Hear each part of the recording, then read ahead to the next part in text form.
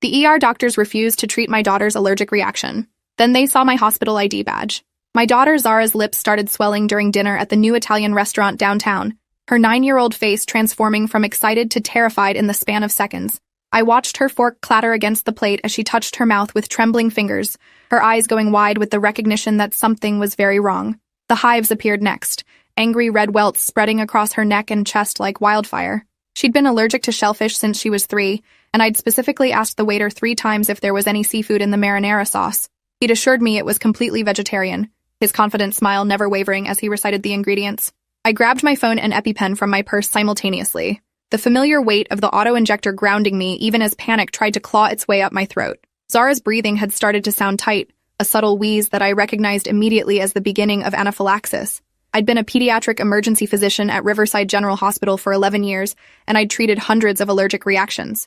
But medical knowledge becomes paralyzingly abstract when your own child is the patient, when every textbook symptom you've memorized is manifesting in the face you kiss goodnight every evening. I jammed the EpiPen into her outer thigh through her jeans, counting the required seconds while other diners turned to stare. The epinephrine bought us time, but wasn't a cure, just a temporary break on her body's cascading immune response. We needed a hospital immediately for monitoring and additional treatment. Riverside General was my hospital, where I'd worked every shift for over a decade, but it was 23 minutes away in Friday evening traffic. Mercy Point Hospital was 7 minutes away, a smaller facility I'd never visited, but knew had a full emergency department. Basic math and basic medicine made the choice obvious. I threw cash on the table without counting it, scooped Zara into my arms despite her being too big to carry comfortably anymore, and ran for my car while calling out to the manager that there was shellfish in their supposedly vegetarian sauce. Zara's breathing worsened during the drive, each inhale a labored struggle that made my hands shake on the steering wheel. I talked to her constantly, using my calm doctor voice while my actual emotional state was somewhere between terror and rage. She kept trying to respond but couldn't get enough air for full sentences, just fragments that broke my heart. "Mom, I can't," she'd start, then have to stop to gasp. I promised her we were almost there, that the doctors would fix this, that she was going to be fine. The lies came easily because the alternative was unthinkable. I ran 2 red lights getting to Mercy Point, my hazards flashing and horn blaring, praying no cops would slow us down. The emergency entrance was well lit and clearly marked, and I screeched into a spot reserved for ambulances because walking from the parking lot was time we didn't have. I carried Zara through the automatic doors, her weight heavy in my arms, her breathing now a terrifying whistle that meant her airway was closing. The waiting room was half full, people with various non-emergent complaints looking up with curiosity and concern as I rushed past them. I went straight to the triage desk where a nurse in purple scrubs sat typing into a computer, her name tag reading, Donna Murphy, RN. I didn't wait for her to acknowledge me before speaking, my voice loud and urgent. "My daughter is in anaphylaxis. She needs epinephrine and airway management immediately." Donna looked up slowly, her expression shifting from mild irritation at being interrupted to assessment of the situation. She stood and came around the desk, but instead of the immediate action I expected, she reached for a clipboard. "I'm going to need you to fill out some paperwork first. Insurance information, medical history, consent forms." Her tone was bureaucratic, rehearsed, the voice of someone following protocol without thinking about what those protocols meant. I stared at her in disbelief, my arms burning from Zara's weight, my daughter's wheezing growing louder. "She's in anaphylactic shock. Look at her. She needs treatment right now, not in 10 minutes after I've filled out forms." Donna's expression remained neutral, almost bored. "Hospital policy requires registration before treatment, except in cases of obvious life-threatening emergency. She doesn't look that bad to me. She's talking. She's conscious. Fill out the forms and we'll get her seen as soon as possible." The words hit me like a slap. Doesn't look that bad. I was holding my daughter who was actively suffocating from an allergic reaction, whose airway could close completely at any moment. And this nurse was telling me she didn't look that bad.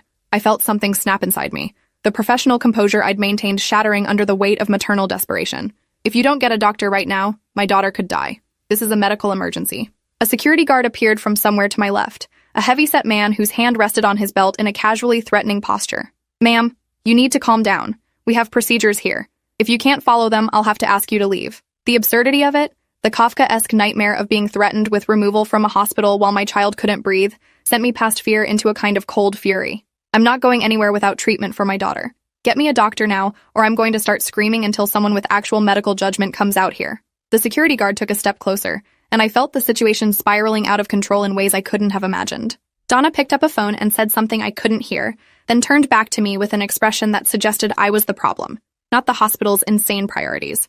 "Dr. Vance will be out in a moment, but you need to understand that making threats and causing disruptions won't get your daughter seen any faster. In fact, it might get you both removed from the premises. She said this while Zara's breathing deteriorated in my arms, while my daughter's lips turned a darker shade of purple-blue, while every second of delay increased the risk of permanent brain damage or death. I wanted to throw the clipboard at Donna's head, wanted to scream obscenities until my voice gave out, but I forced myself to stay focused on what mattered. "Please," I said through clenched teeth, "just help her." Dr. Vance emerged from the treatment area wearing scrubs and an expression of profound annoyance at being bothered. He was in his 40s with graying temples and the kind of face that suggested he'd stopped caring about his patients years ago. He didn't approach us, just stood 10 feet away with his arms crossed. "What seems to be the problem?" His tone implied that whatever I was about to say would be an exaggeration, that I was wasting his valuable time. Zara's breathing had become so labored that she was using her neck muscles to pull in air, a sign that terrified me because it meant she was mere minutes from complete respiratory arrest. My daughter ate shellfish accidentally. She's allergic. She's in anaphylaxis and needs immediate treatment. Dr. Vance looked at Zara with what I can only describe as skeptical disinterest. "Did you give her anything?" I told him about the EpiPen 15 minutes ago, about her worsening symptoms, about the obvious signs of severe allergic reaction that any first-year medical student should recognize. He sighed like I'd just recounted a boring story about my grocery shopping. "Look, kids get hives all the time. It's probably not as serious as you think. We'll get her into a room eventually, but we have critical patients ahead of her. Real emergencies. Take a seat and wait your turn." He started to turn away, and something inside me ignited with a rage I'd never experienced before. "I don't think you understand. My daughter is dying. Right now. In front of you. If you walk away without treating her, you're committing medical malpractice and possibly negligent homicide." I used my physician voice, the one that made medical students stand up straighter and residents double-check their work. But Dr. Vance just laughed, actually laughed, and shook his head. "Are you a doctor? Because you sound like someone who's watched too much Grey's Anatomy. I'll be the judge of what constitutes an emergency in my department. Now sit down and wait like everyone else, or I'll have security escort you out." The security guard shifted his weight, ready to follow through on the threat. Zara made a sound then that I'll never forget. A desperate, gasping struggle that meant her airway was closing fast. Her fingernails dug into my arm, and her eyes locked onto mine with pure terror. "Mom." Just that one word, barely audible, carrying a universe of trust that I was going to fix this, that I wouldn't let her die. I made a decision in that moment that was either going to save my daughter or get us both thrown out of the hospital. I shifted her weight to one arm and pulled my wallet out with my free hand, yanking out my Riverside General Hospital ID badge that I'd forgotten to remove after my shift yesterday. I held it up so Dr. Vance and Donna could see it clearly, the photo and my credentials visible under the fluorescent lights. "My name is Dr. Amara Okafor. I'm a pediatric emergency physician at Riverside General with 11 years of experience. I have personally treated over 300 cases of anaphylaxis. My daughter is presenting with classic symptoms of severe allergic reaction, including urticaria, angioedema, respiratory distress, and probable hypotension. She received 0.3 milligrams of epinephrine intramuscularly approximately 18 minutes ago. She now requires immediate administration of additional epinephrine, intravenous fluids, oxygen, cardiac monitoring, and likely intubation if her airway continues to compromise.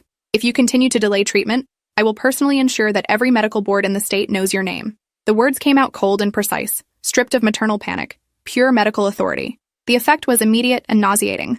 Dr. Vance's face transformed from dismissive contempt to something resembling respect mixed with alarm. His body language shifted, his arms uncrossing, his posture straightening. "Oh, you're a physician. Why didn't you say so earlier?" His tone had completely changed, becoming professional and concerned, as if Zara's symptoms had suddenly become legitimate now that he knew her mother was a colleague. Donna scrambled for a wheelchair, suddenly moving with the urgency that should have been there from the beginning. The security guard stepped back, no longer a threat, and I stood there holding my suffocating daughter, understanding with sickening clarity that they weren't helping her because she needed help. They were helping her because I had the right credentials. They rushed us into a treatment room, and suddenly there were hands everywhere, medical professionals appearing from nowhere to do the jobs they should have been doing 10 minutes ago. Zara was transferred to a gurney. Oxygen mask applied. IV line started with practiced efficiency. A nurse I hadn't seen before administered another dose of epinephrine and hung a bag of fluids. Dr. Vance stood at the head of the bed calling out orders, performing the careful assessment he should have done the moment we walked in.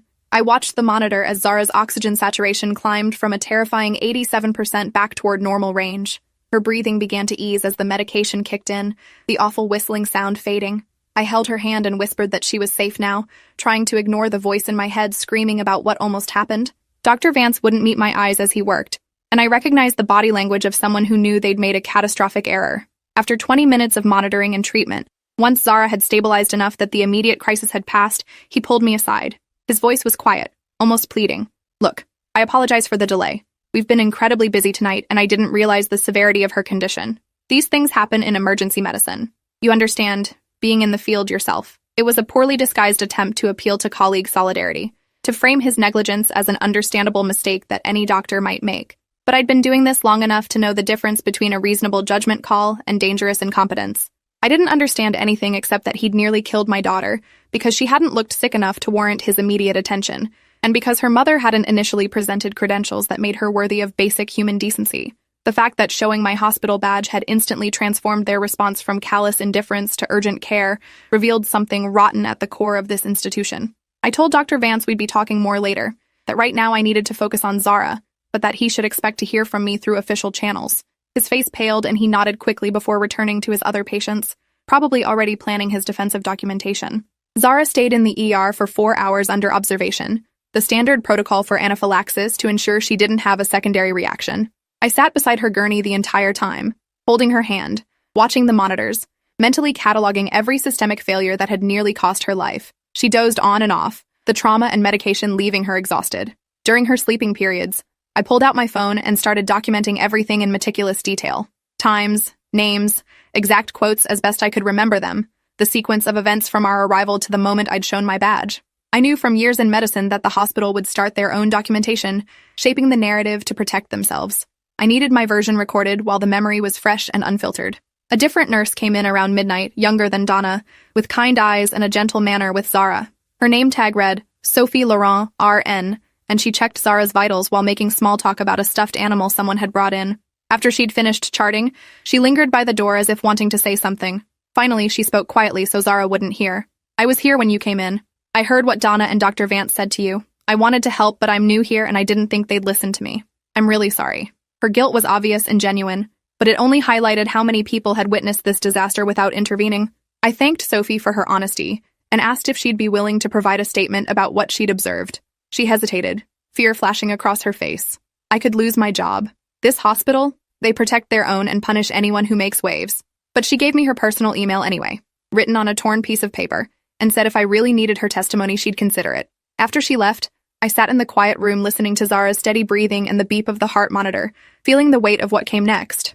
I could file a complaint through official channels that would likely be buried or minimized, or I could do something that would make it impossible for them to ignore what had happened here tonight. By the time they discharged Zara at 3 a.m. with prescriptions for prednisone and additional EpiPens, I'd made my decision. I drove her home through empty streets, carried her to bed, and spent the rest of the night at my kitchen table writing. Not just a complaint letter, but a detailed incident report documenting every failure in her care, analyzed through the lens of my medical expertise. I wrote about the systematic barriers they'd erected between my daughter and treatment, the protocol that valued paperwork over life-threatening emergencies, the security guard threatening to remove a patient in respiratory distress, the doctor who dismissed obvious anaphylaxis until he learned the mother was a colleague. I wrote about implicit bias and how it killed people every day in emergency departments across the country. I sent the report to the hospital's patient relations department, the chief medical officer, and the emergency department director at 6 a.m. Then I sent copies to the state medical board, the joint commission that accredits hospitals, and the Department of Health. I wasn't naive enough to think those institutions would act swiftly or decisively, but I wanted the paper trail established before Mercy Point could start their damage control. Then I did something I'd never considered doing before. I posted a detailed account of what happened on social media, careful to focus on the facts and my medical analysis rather than emotional appeals. I included photos of Zara's hives, her discharge papers showing the severity of her reaction, and my own credentials to establish that I wasn't an hysterical mother who'd overreacted to a minor issue. The response was explosive. Within 6 hours, my post had been shared 3,000 times. Within 12 hours, local news outlets were calling asking for interviews. Other people started commenting with their own stories of being mistreated at Mercy Point Hospital, creating a thread of systemic failure that suggested this wasn't an isolated incident. A woman described bringing her elderly father with chest pain and being made to wait 2 hours while staff chatted about their weekend plans. A man recounted his wife being turned away with appendicitis because they'd assumed she was drug-seeking. Each story followed the same pattern. Patients triaged based on the staff's subjective assessment of worthiness rather than medical need. I'd uncovered something much larger than one doctor's bad judgment. Mercy Point Hospital's PR team released a statement the next day, the carefully worded kind that acknowledged my concerns while admitting nothing. They took patient care very seriously, they claimed, and were conducting a thorough internal review of the incident. They couldn't discuss specific cases due to privacy laws, but assured the public that they maintained the highest standards of emergency medicine. The statement was a masterclass in meaningless corporate speak, designed to sound reassuring while accepting zero accountability. But the internet wasn't buying it. The hospital's social media pages were flooded with comments from people sharing their own negative experiences, asking how many patients had to nearly die before real changes were implemented. Dr. Vance called my cell phone 3 days after the incident, a number he'd obtained from my medical license registration. His voice was tight with barely controlled anger disguised as professional concern. Dr. Okafor, I'm calling about your social media posts regarding your daughter's treatment. I believe you've mischaracterized the events of that evening and caused significant damage to my reputation and the hospital's standing in the community. I would appreciate it if you would remove those posts and issue a correction. The audacity of it, the complete lack of awareness that he'd nearly killed a child through negligence, left me momentarily speechless. Then I found my voice and it was cold enough to frost glass. Dr. Vance, I documented exactly what happened in my daughter's case with medical precision. If you believe any of my statements were factually incorrect, please specify which ones and I'll review my notes. Otherwise, I have no intention of removing an accurate account of substandard care that nearly resulted in my daughter's death. If you're concerned about your reputation, perhaps you should focus on improving your clinical judgment rather than silencing the people you've harmed. He started to sputter a response about legal action and defamation, but I cut him off. I'm happy to discuss this further with your attorney present. Have them contact me directly. I hung up before he could respond, my hands shaking with rage and adrenaline. The state medical board moved faster than I expected, likely because of the public attention the case was receiving. An investigator called to schedule an interview about my complaint, and I spent 2 hours walking her through every detail of that night. She asked pointed questions about the hospital's triage protocols, Dr. Vance's assessment process, and the transformation in care after I'd revealed my credentials. She was particularly interested in Donna's statement that Zara didn't look that bad, asking me to explain from a medical perspective why visual assessment alone was inadequate for diagnosing the severity of anaphylaxis. I provided citations from peer-reviewed literature and clinical guidelines, building a case that was impossible to dismiss as subjective disagreement. Mercy Point's administration tried a different approach 2 weeks later, sending their chief medical officer, Dr. Leonard Huang, to meet with me personally. We met at a neutral location, a conference room at a hotel downtown, and he arrived with a lawyer who introduced herself as Jennifer Russo, hospital counsel. Dr. Huang was polished and apologetic, expressing sincere regret about my daughter's experience while carefully avoiding any admission that would constitute legal liability. He wanted to discuss how they could make this right, he said, perhaps offering some form of compensation for our distress. The lawyer sat quietly taking notes, her presence a reminder that this was a negotiation, not a genuine attempt at accountability. I let Dr. Huang finish his prepared remarks before responding. I appreciate you taking this seriously enough to meet with me, but I'm not interested in compensation that requires signing a non-disclosure agreement and allowing this to be buried. What I want is real systemic change. I want your ER staff retrained on recognizing and treating anaphylaxis. I want your triage protocols revised to eliminate the requirement for paperwork before treatment in genuine emergencies. I want Dr. Vance's credentials reviewed by the state board. And I want you to acknowledge publicly that my daughter received substandard care that endangered her life. The lawyer's pen stopped moving and she looked up sharply. Dr. Huang shifted uncomfortably in his chair. That's a significant request, Dr. Huang said carefully. Some of those changes would require board approval and substantial resources, and public acknowledgement of fault could expose the hospital to significant legal liability. Jennifer Russo nodded in agreement, already preparing to explain why they couldn't possibly meet my demands. I leaned forward and looked Dr. Huang directly in the eyes. Then let me be clear about what happens if you don't meet those requests. I continue using every platform available to me to ensure people know what kind of care they can expect at your hospital. The media attention continues. The medical board investigation continues. And every family who's been harmed by your staff's negligence is emboldened to come forward with their own stories. I have nothing to lose here because my daughter already almost lost everything. The meeting ended without resolution, both sides retreating to consider their positions.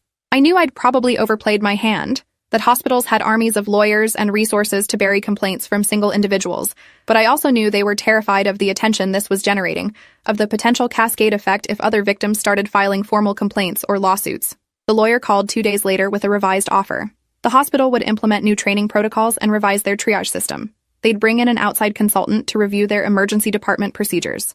But they couldn't make public admissions of fault due to legal concerns, and they couldn't influence the medical board's independent investigation of Dr. Vance. Take it or leave it. I took it because it was more than most people got when fighting institutional negligence, and because the perfect was the enemy of the good. But I also continued pushing publicly for accountability, refusing to sign any non-disclosure agreement, continuing to share my story with anyone who asked. The local news ran a series on emergency department failures, using my case as the anchor, but expanding to examine systemic issues across multiple hospitals. Sophie Laurent, the nurse who'd apologized that first night, eventually agreed to be interviewed anonymously, describing a culture at Mercy Point where staff were encouraged to view certain patients as less deserving of immediate care based on subjective assessments of their credibility or worthiness. The broader impact took months to develop, but eventually created changes I'd never anticipated.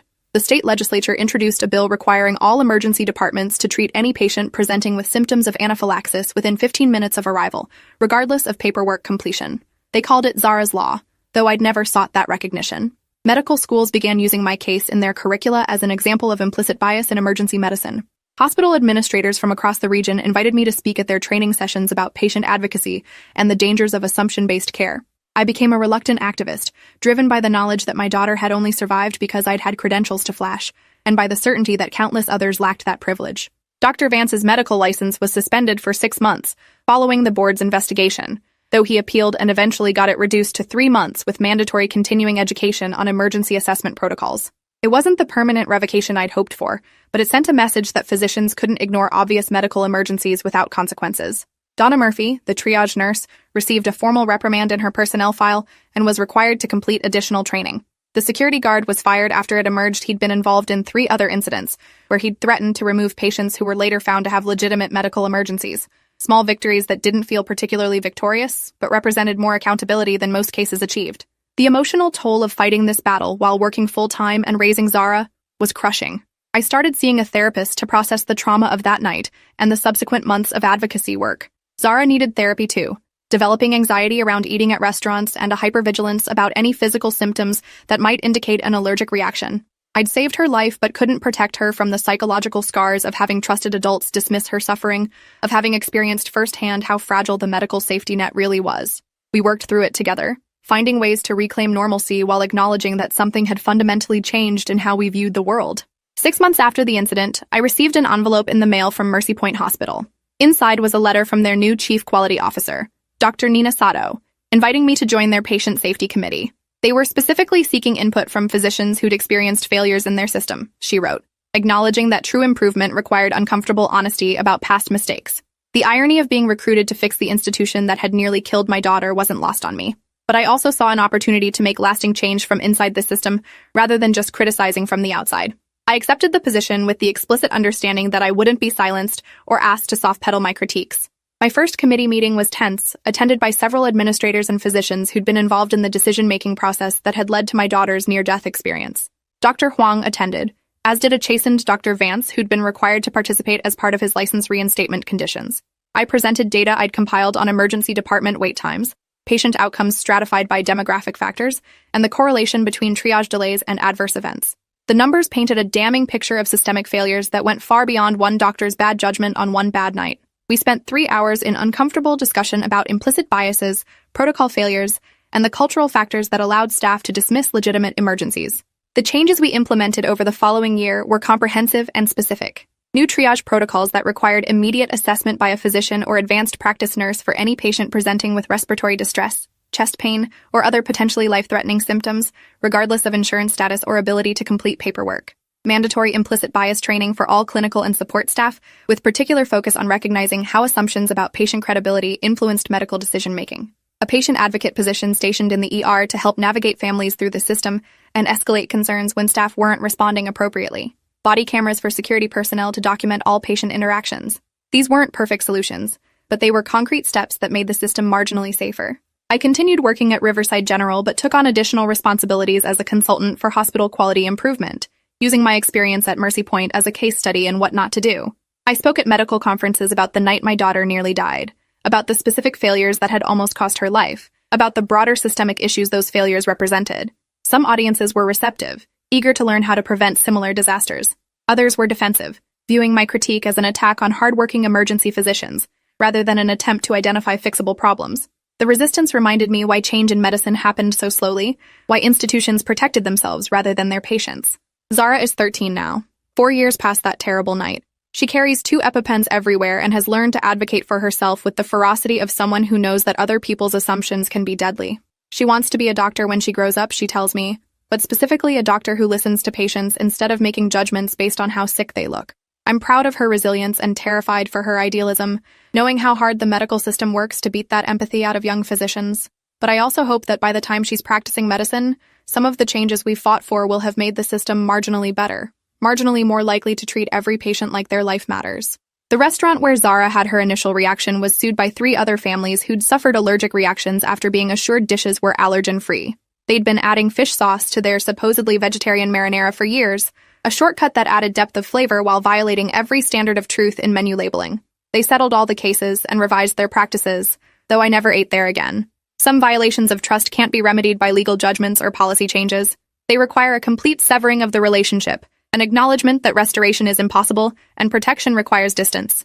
And I think often about the patients who came before Zara and weren't lucky enough to have a mother with medical credentials and the knowledge to fight back. About the people who died or suffered permanent harm because emergency department staff made the same assumptions Dr. Vance made about my daughter, but whose families lacked the resources or expertise to hold the system accountable. About the implicit hierarchies that determined whose suffering was taken seriously and whose was dismissed based on factors that had nothing to do with medical need. The work of dismantling those hierarchies was far larger than one person's advocacy could accomplish, but I was determined to chip away at it wherever I could, for as long as it took. 4 years later, I still keep my hospital badge in my wallet, a talisman, and a reminder that credentials shouldn't determine who receives life-saving care, even though that night they saved my daughter's life when nothing else would have mattered to the people sworn to help her.